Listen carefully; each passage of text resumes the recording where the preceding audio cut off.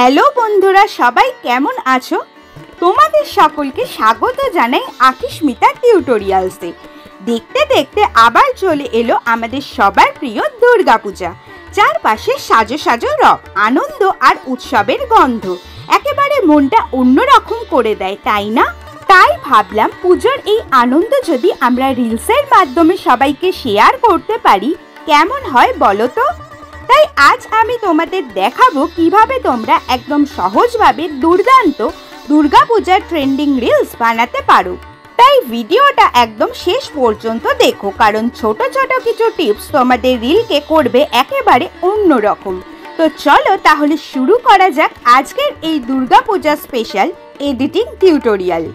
এর জন্য সবার প্রথমে ইনশট অ্যাপটিকে ওপেন করে ভিডিও থেকে নিউতে ক্লিক করে ভিডিও সেকশনে গিয়ে একটি ভিডিওকে সিলেক্ট করে নিয়ে অ্যাড করে নিলাম। ভিডিওটি অ্যাড হয়ে যাওয়ার পর ক্যানভাসে গিয়ে ভিডিওটির রেশিওকে 9:16 করে দিলাম। এবার ভিডিওটিতে সং অ্যাড করার জন্য অডিওতে ক্লিক করে মিউজিক সিলেক্ট করে মাই মিউজিকে ক্লিক করে দিলাম। মাই মিউজিকে ক্লিক করার পর আগে থেকে সেভ করে রাখা আইগিরি নন্দিনী সংটিকে সিলেক্ট করে নিয়ে ইউজে ক্লিক করে দিলাম।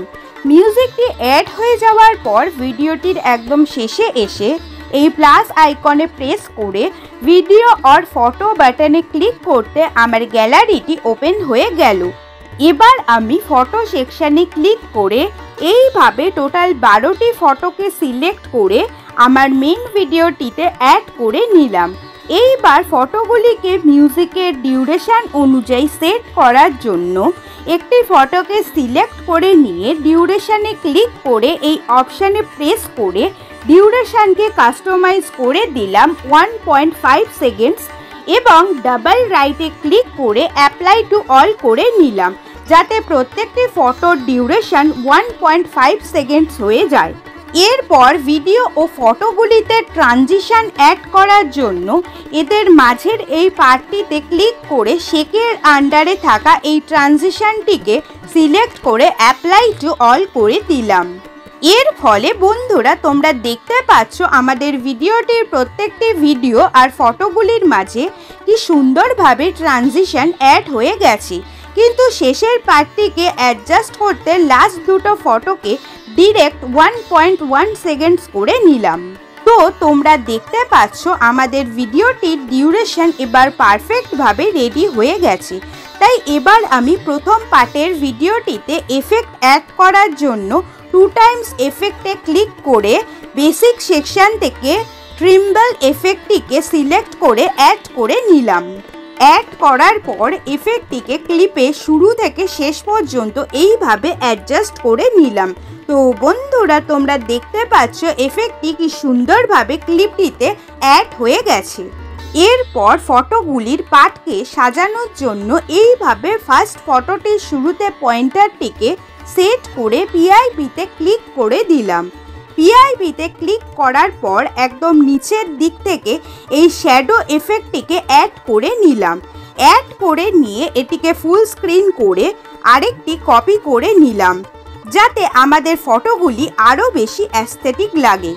এরপর দুটো এফেক্টকেই ভিডিওর এন্ড অবধি সেট করে নিয়ে আবার ফটোটির ফার্স্টে পয়েন্টারটিকে সেট করে পিআইপিতে ক্লিক করে ভিডিও সেকশন থেকে লিরিক্স ভিডিওটিকে সিলেক্ট করে অ্যাড করে নিলাম।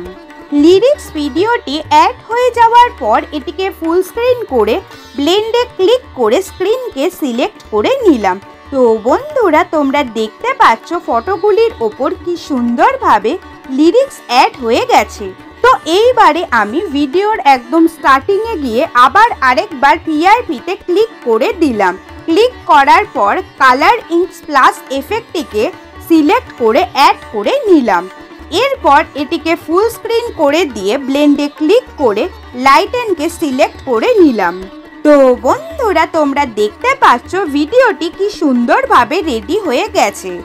এরপর ভিডিওটিকে গ্যালারিতে সেভ করার জন্য এক্সপোর্টে ক্লিক করে রেজলিউশনকে 1080p এবং ফ্রেম রেটকে 60 fps করে এক্সপোর্টে ক্লিক করে দিলাম।